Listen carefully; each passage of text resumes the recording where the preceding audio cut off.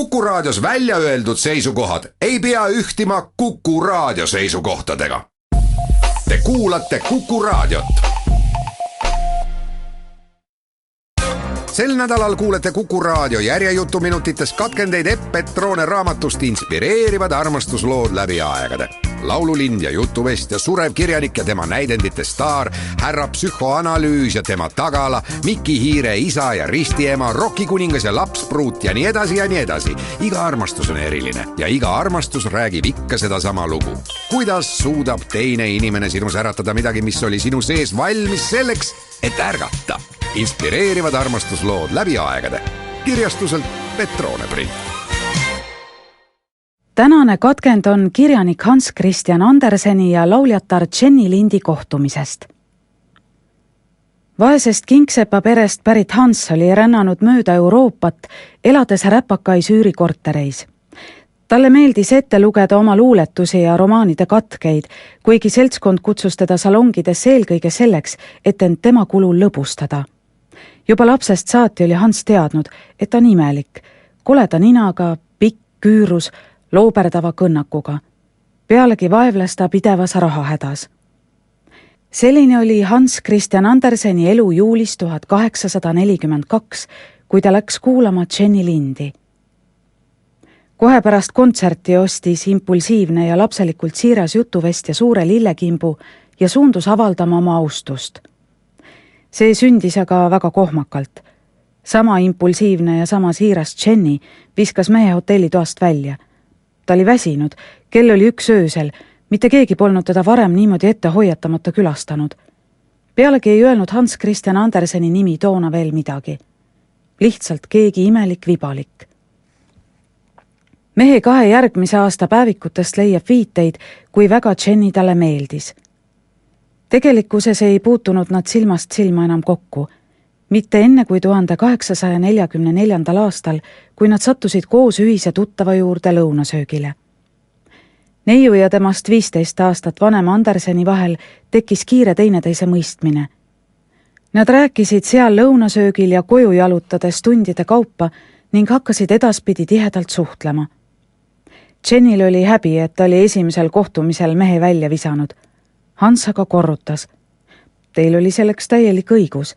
Ma olin väga ebaviisakas.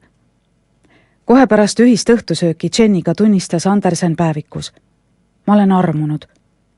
Nii armunud, nagu ei iial varem. See armumine jäi lõõmama pikkadeks aastateks, võttis vahel vaata et hulluse vormi. Anderseni päevikust saab lugeda, kuidas ta viskles jumaldamise ja raevu vahel. Päev päeva järel täitis ta päeviku lehekülgi sissekannetega Jennist. Ta on maailma kõige ilusam hing. Tänu temale mõistan ma lõpuni kunstipühadust. Mees unistas võimalusest Jenniga abielluda. Hiljem tunnistab päevik kibedat pettumust. Ta patsutab mind sõbralikult. Ta kohtleb mind nagu last. Sõbrad mäletavad, et Andersen käituski sageli nagu laps ja eriti ilmnes see joon Jenniga suheldes. Ta mossitas ja turtsus nagu ära helitatud poisike. Meenutab üks ta sõpru päevi, kui Andersen sai Jennilt korvi. Andersen sai erakordselt hästi läbi lastega, kes ümbritsesid teda kõikjal. Suur osa tema muinasjuttudest sündiski just laste palvete peale. Istu maha ja mõtle meile üks jutt. Vahel aga meeldis talle olla üksinda ja mängida oma ette. Tal oli lapsest peale harjumus lõigata paberist välja tegelaskujusid ja mõelda neile siis juurde muinasjutte. Tänapäeval on moes arutleda Anderseni võimaliku homoseksuaalsuse üle. Kas see, et ta rändas Euroopas ringi koos mõne noormehega, näitab oma soo iharust? Või hoopis vastupidi? Ükski 19. sajandi keskklassi pere poleks lasknud oma poega temaga rändama, kui olnuks kinnitusi kirjaniku homoseksuaalsuse kohta. Anderseni päevikute ja kirjade lähem uurimine tõendab, et ta oli sügavalt huvitatud naistest. Enne Jennit oli tal olnud 2 suurt armumist, aga kumbki neist ei viinud tõelise läheduseni. Mees kõikus häbelikkuse ja liigse pealetükkivuse vahel, suutmata tõelist suhet alustada. Naised võtsid teda toreda energilise veidrikuna, ei enamat. Mõni kirjandusuurija on otsinud alla surutud suure seksuaalsuse märke ka Anderseni muinasjuttudest. Sellena tõlgendatakse näiteks tema jõulisi surmastseene. Vaid paaris muinasjutus puudub surmamotiiv. Enamasti kirjeldab ta kolpasid, skelette ja suremist pikalt.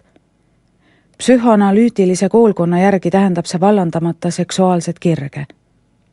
Kas bi- või heteroseksuaalse laenguga, igal juhul on selge, et Anderseni energia suundus eraelu asemel loomingusse ning vähemasti 2 tema tuntud muinasjutu tekkejõuks oli armumine Jennisse. Kuna neiut nimetati Rootsi ööbikuks, kinkis Andersen talle muinasjutu ööbikust, kes suudab laulda vaid vabaduses. Nagu Andersen märkis, räägib see jutt ideaalsest kunstnikust, Jennist. Aga võimalik on ka maisem tõlgendus. Muinasjutt võis olla vihje Jenni tõrksusele enda Anderseniga sidumise vastu ja palve neiule, et too jääks sel juhul vabaks ja puutumatuks ka kõikidest teistest meestest. Kui Jenni ütles, et ei tunne ega hakka kunagi Anderseni vastu tundma muud kui õelikku armastust, kirjutas Andersen muinasjutu Lumekuninganna. Sellest, kuidas õde ja vend teineteist armastasid ning kuidas õde päästis venna üksindusest ja külmumisest. Tule ja päästa mind. Olen maailmast ära lõigatud. Tule ja soojenda mind, kas või õena. Näis olevat Anderseni palve. Mõne aja pärast kirjutas ta veel ühe jutu, mille kinkis koos pühendusega Jennile. Seda lugedes olevat neiu nutma hakanud. Muinasjutt rääkis muidugi pardipojast, kes oli kohmakas ja inetu, kaaslaste narrimise ja põlguse objekt. Aga ühel päeval, pärast suuri kannatusi märkas ta vees enda peegelpilti. Temast oli saanud imeilus olevus, kelles ära oskasid nüüd ka teised märgata. Jenni tundis, et muinasjutt rääkis ühtaegu nii temast kui ka Hansust. Tänane katkend on kirjanik Anton Tšehhovi ja näitlejanna Olga Knipperi kohtumisest. Teater oli olnud Tšehhovi unistus juba lapsepõlves, mille ta veetis Aasovi mere ääres Lõuna-Venemaal. Ta õppis arstiks, aga jätkas peagi kirjanikuna. Koomiliste jutukeste müümine ajalehtedele tõi rohkem sisse kui tohtriamet ning raha oli vaja. Pärast isa äri pankrotistumist pidas ta üleval oma vanemaid ja õde. Jutud ja romaanid kogusid tasapisi üha enam tuntust, aga ta esimene näidend Kajakas kukkus 1896. aasta esietendusel Peterburis läbi. Sellest heitunult põgenes Tšehhov oma maakodusse. Aga noor tugev teatrijuht Moskvast, Konstantin Stanislavski, otsis kirjaniku tolle pagendusest üles ja veenis teda andma Kajakale uus võimalus. 2 tulevast teatrilegendi olid kohtunud ja edasine on ajalugu. Moskva esietendus 1898. aastal saatis suur edu. Ühte peaosatäitjat Irina Arkadinat mängis Olga Knipper. Olga oli pikka kasvu, tumedapäine, väljendusrikka näo läbitungiva ilme ja õhukeste huultega. Tema näos oli midagi sügavat ja meeldejäävat, aga peale selle oli ta ka andekas näitlejanna. Tšehhov oli naisest lummatud kohe esimesel kohtumishetkel, kui ta tuli ühte proovi pealt vaatama. Nagu ta kiitis, milline hääl ja milline väärikus ja siirus. See oli mehele üsna suur šokk avastada 38-aastaselt, et ta on elus esimest korda tõsiselt armunud. Tšehhovist peaaegu 10 aastat noorem Olga Knipper oli samamoodi laostunud isa-tütar. Saksamaalt Venemaale rännanud insener jättis peale oma surma perekonna suurtesse võlgadesse. Nii et Olga hakkas raha teenimiseks andma klaveritunde, läbis draamakooli ja hakkas näitlejannaks. Paari suhe möödus esialgu sama stsenaariumit pidi, nagu neil mõlemal enne seda küllalt suhteid oli olnud. Seltskondlik flirt, teineteise olemuse kompamine. Aga seekord tunnetas Tšehhov, et esimese hetke välgatus ei olnud teda petnud. Selles naises on midagi erilist just tema jaoks ja ta ei tohiks naisel minna lasta. Neil oli sarnane huumorisoon ja elutunnetus, omamoodi segu kibedusest ja lapsikusest. Üks asi, mis Tšehhovit Olga juures võlus, oli naise tervis. Nagu meenutavad kaasaegsed, nägi mees ise sel ajal välja küll veel šarmantne, aga kollane ja kokku kuivanud. Huvitaval kombel oli Tšehhov hakanud oma teostesse tooma sisse tuberkuloosi ja sellesse surevaid tegelasi juba ammu enne, kui ta oma enese diagnoosist teada sai. Arvatakse, et tegelikult teadis ta arstina oma olukorrast juba aastaid enne spetsialistide juurde pöördumist. Selleks ajaks oli ta põgenemisest loobunud ja võtnud vastu teadmise, et põeb tuberkuloosi. Sajandi vahetuse Venemaal võrdus see diagnoos peaaegu alati surmakuulutusega, olles kõige sagedasem surmapõhjustaja üldse, olles viinud haudaga 4 Tšehhovi lähisugulast, nende hulgas ta venna. Minu tervis on üha rohkem nagu vanamehe tervis, kirjutas mees Olgale. Minust ei saaks sulle mitte abikaasa, vaid vanaisa. Aga Olga tahtis mehega abielluda ja teadis, et need enesehaletsuslikud sõnad ja naise näiline kaugemale lükkamine on vaid kunstniku tundlik natuur, mehe instinkt järele proovida, kui palju Olga teda armastab. Abielutseremooniat ei tahtnud neist aga kumbki, sest ühtemoodi pidasid nad selliseid šampanjaklaasi tõstmise ja naeratamise üritusi ebameeldivaks.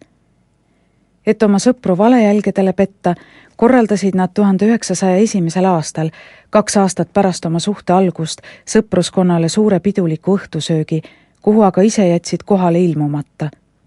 Ja täpselt selle pidusöögi ajal nad abiellusidki. Vaid 4 hädavajaliku tunnistajaga, ilma polnud võimalik, ja kohe pärast seda sõitsid edasi mehe tervist turgutama. Isegi kõige lähedasemad sugulased kuulsid nende sammust hiljem, telegrammi vahendusel. Kuna Tšehhovil oli olnud abielu suhtes ääretult skeptilise mehe maine, põhjustas uudis Moskva kultuuriringkondades lainetuse.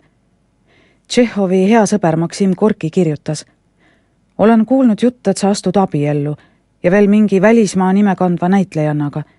Mina seda ei usu, aga kui see on tõsi, siis on mul hea meel. Teine kirjanikust sõber Ivan Puunin kirjutas Tšehhovile ja hoiatas teda Olga lõbujanulise sotsiaalse elu eest. Selline kooslus, kirjanik ja näitleja võib osutuda enesetapuks. Mesinädalate kohaks sai perekond Tšehhovile sanatooriumu faas. Anton oli hakanud verd köhima ja mõneks ajaks saabus kahtlus, et ta võib kustuda väga kiirelt. Peagi läks mehel aga paremaks. Järgnes ilus suvi Alta suvekodus, aga niipea kui algas sügisene teatrihooaeg, kolis Olga tagasi Moskvasse. Anton jäi maale ning abielupaar ei kohtunud enne järgmist kevadet. Niisuguses rütmis möödus järgmised 3 aastat. Talvel hoidis suhet ülal vaid kirjavahetus. Anton ei oleks saanud külma ja niiskesse Moskva talve kolida. Olga aga ei tahtnud loobuda oma teatrikarjäärist ja seltskonnaelust. Kirjadest võib tabada naise süütundeid.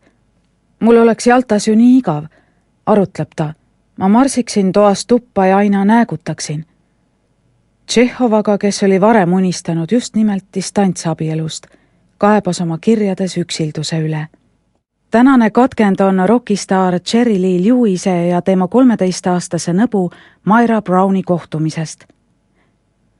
Kuigi sugulased ei olnud Jerry ja Myra varem teineteist näinud, samuti polnud Jerry eriti lähedane oma onupoja Jayga, Myra isaga. Suguvõsas oli teada, et Jerry on musikaalne. Vanemad olid maja panti pannes ostnud talle kasutatud klaveri, mille virtuoosse käsitsemise noormees uskumatult kiiresti omandas. Teada oli ka Jerry metsik loomus. Usklike vanemate poolt piiblikooli saadetud ei suutnud ta oma tungile vastu panna ja mängis ühel pühapäeval kiriku orelil rock'n'rolli töötluses oodi Jumalale, mis peale ta heideti koolist välja. Metsikud olid olnud ka Jerry naissuhted. Esimene abielu lõppes kiiresti, kuigi lahutus jäi vormistamata. Teine abielu sõlmiti siis, kui esimene oli veel ametlikult täies jõus ja kui see segadus pisikese perekondliku skandaalina välja tuli, ei pidanud Jerry vajalikuks teist abielu selle purunedes lahutada, sest see polnud nagunii ametlik. Selle õhtul istus Myra oma vanemate köögilaual ja tegi matemaatika kodutööd, kui helises telefon. Sugulane Jerry olevat sattunud kusagile lähedusse ning paluvad töömaja. Tal oli seljas punane särk, jalas kauboi saapad, meenutas Myra hiljem. Ja temas oli midagi metsikut, midagi täiesti vaba. Tulnud 1 ööks jäi Jerry oma nõo peresse elama mitmeks kuuks. Jay'ga koos lõid nad uue bändi ja proovisid saada oma demoga jalga ukse vahele Memphises asuvas plaadistuudios. Just selle stuudio omanik oli avastanud Elvis Presley. Hall kardinal ise puhkas parajasti kusagil kuurordis, kui muusikud kohale marssisid. Niipea kui stuudio omanik oli puhkuselt naasnud ja demo materjali kuulanud, pakkus ta lepingut.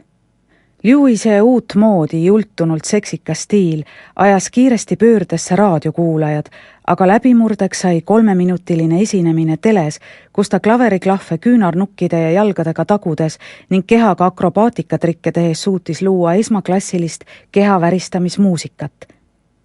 Enamikule vaatajatest oli see revolutsioon, esimene tõeline rock'n'rolli kogemus.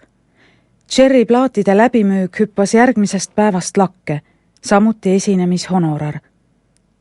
Samal ajal jätkus Maira ja Cherry lähenemine. Tüdruk oli 13-aastane, tal polnud olnud kunagi ühtegi boyfriendi, aga nii mõneski mõttes oli ta küps. Näiteks juhtis ta autot ja oskas hästi süüa teha.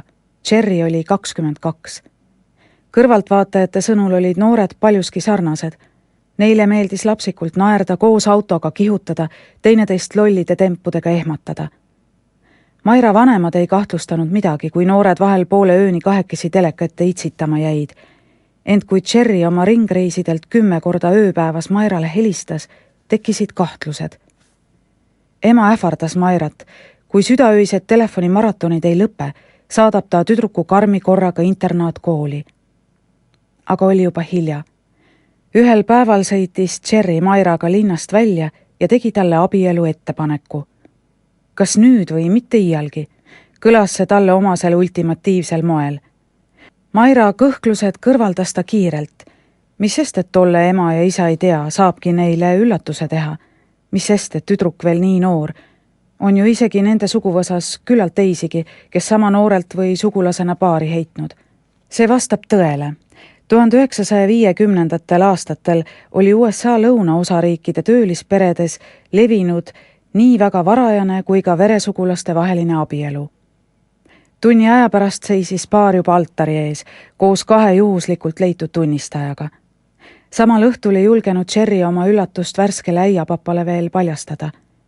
Järgmisel päeval leidsid Maira vanemad aga tüdruku toast abielu tunnistuse. Jay jooksis püstoliga vehkides plaadistuudiosse Cherryt tapma.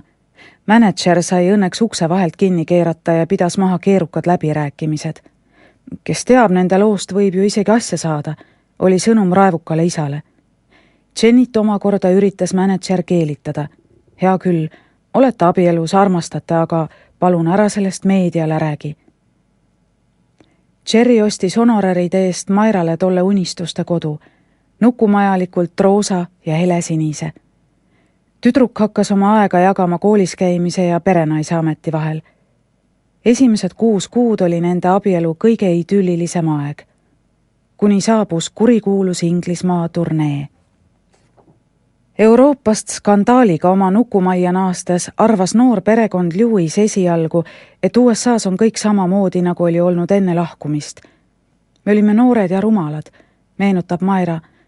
Mõtlesime, et Ameerika ütleb, teid vaesekesi, teile tehti lombi taga liiga, tulge tagasi meie rüppe. Paraku tundis USA oma rokikuninga pärast häbi ja pahameelt ning ei andestanud. On oletatud, et kui niisugune skandaal oleks juhtunud mõnikümmend aastat hiljem, oleks see iga rokitähe lennule pigem kaasa aidanud. 1950. aastatel oli tekkinud tormi tagajärg aga ühene. Inimesed ei tahtnud enam Cherry Lee Lewis'e plaatidega ega tema kontsertide külastamisega käsi määrida.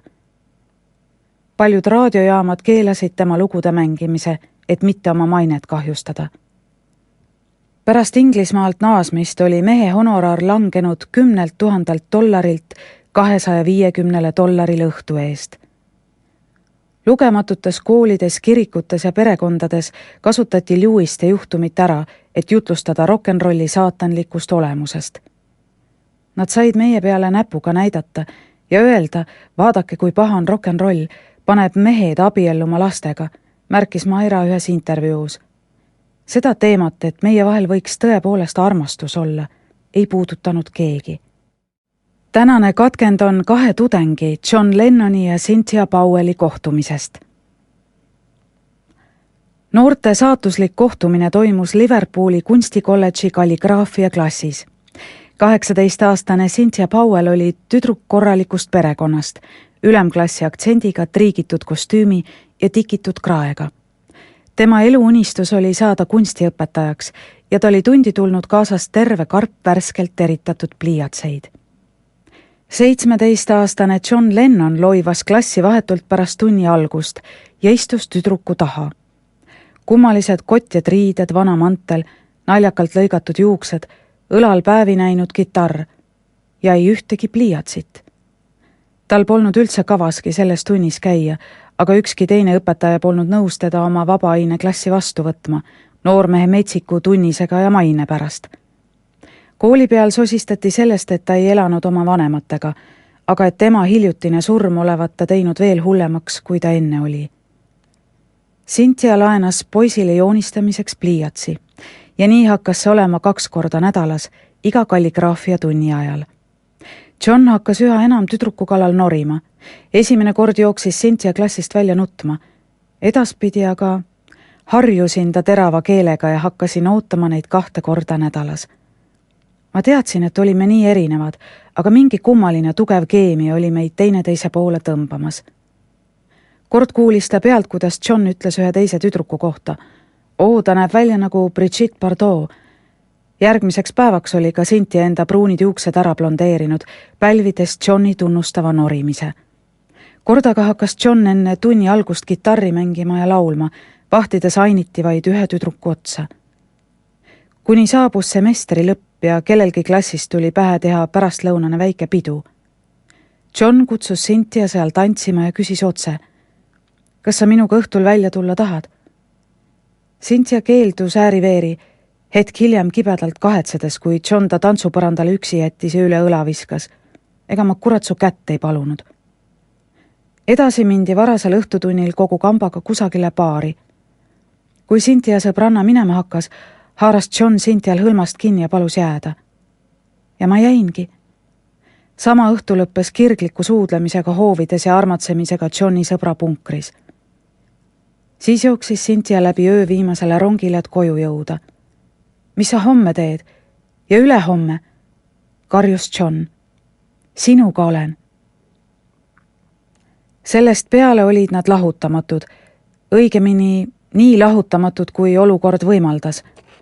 Cynthia elas oma võimuka emaga väikeses Liverpooli äärelinnas ja luiskas talle, et jääb linna ööseks sõbranna juurde. John elas koos oma kontrolliva tädi Miimiga ja luiskas talle, et jääb ööseks sõbra poole. Nii veetsid noored muretult koos öid ühise sõbra punkris.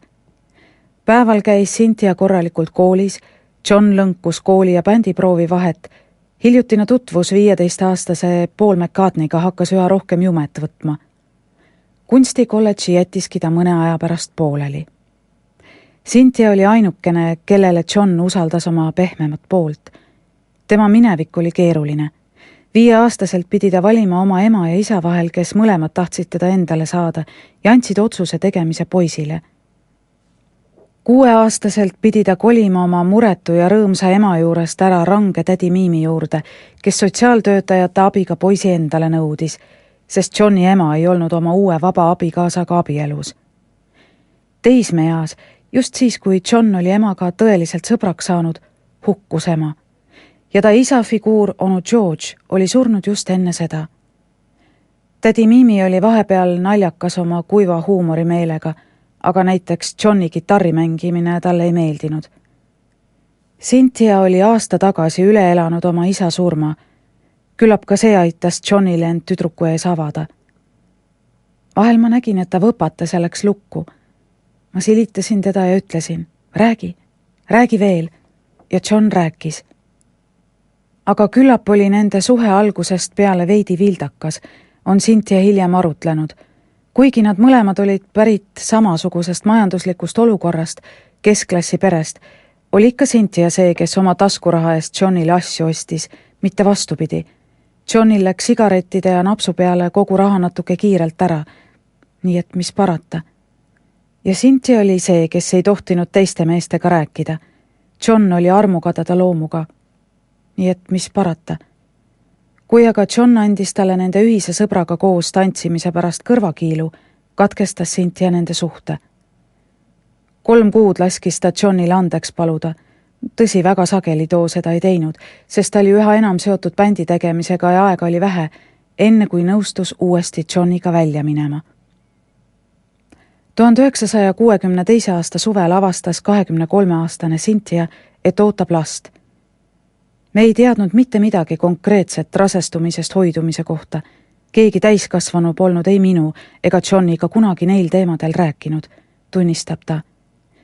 Nii mu ema kui Johni tädi arvasid ju, et meie suhe ei ole veel selles faasis. Aga tegelikult oli meie suhe esimest õhtust peale selles faasis. Tänane katkend on printsess Diana ja miljonär Dodi Al-Fayedi kohtumisest. Printsess Diana elu oli olnud aastaid meeleheitlik kõikumine sügava üksinduse ja ülemaailmseks imetlusobjektiks olemise vahel.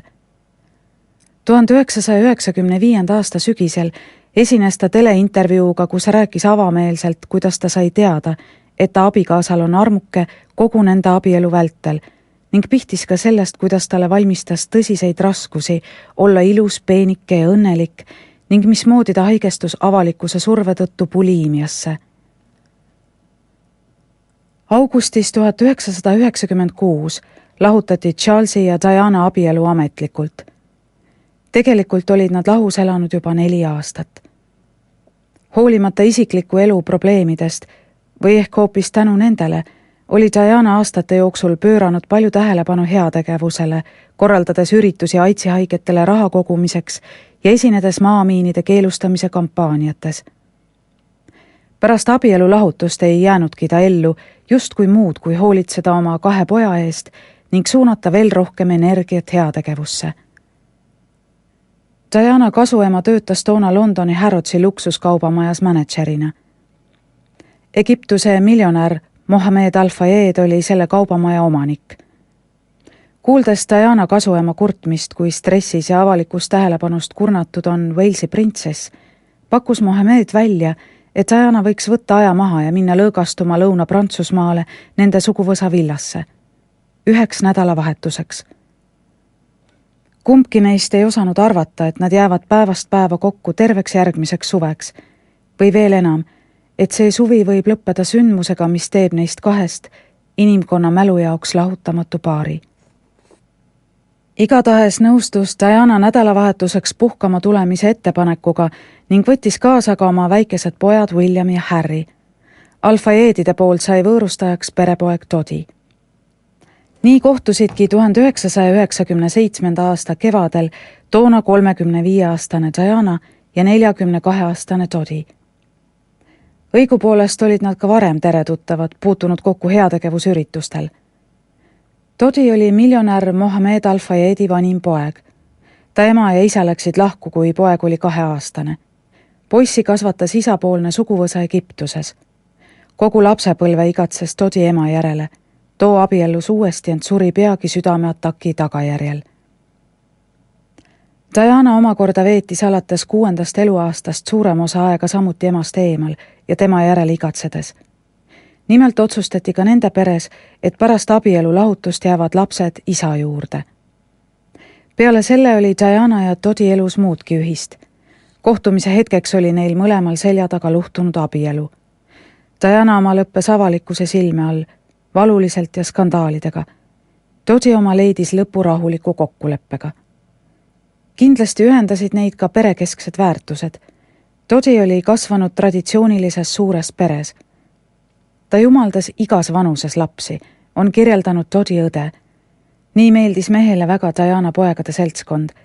Villas viibis kuningliku noorsooga samal ajal ka Al-Fayedi suguvõsa lapsi.